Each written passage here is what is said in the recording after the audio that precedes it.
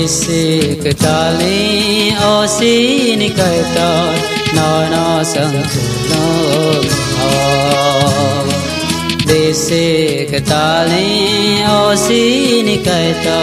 nono sang tulung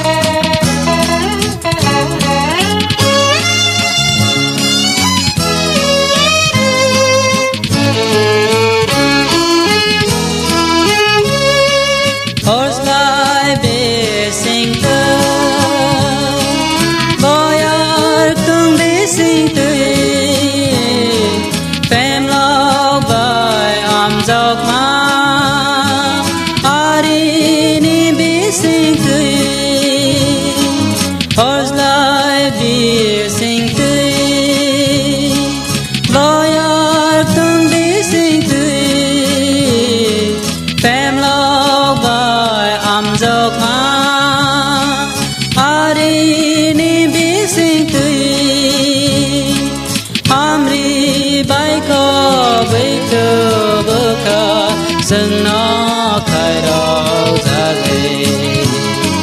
Hàm bi bái có với tờ bơ khá Sân nó khai đầu ra ghê Tê xê cơ ta lý ô xí ni khai tờ Nó sân thủ lông rào Bê xê cơ ta lý ô xí ni khai tờ Nó sân thủ lông rào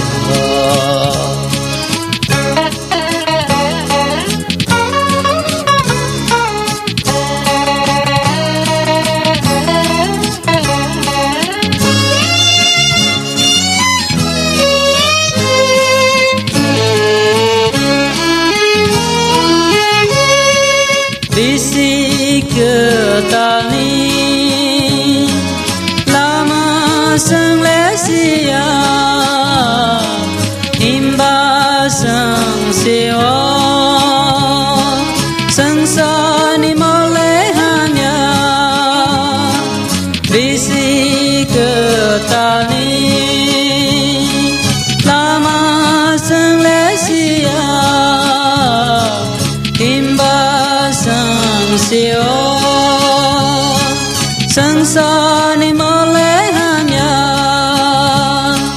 Tu bra dinin hamle mata Au bi se cao nam ba Tu bra dinin hamle mata Au bi se cao nam ba Desi ketali osi ni kaita Nono sang kulong Desi ketali osi ni kaita Nono sang kulong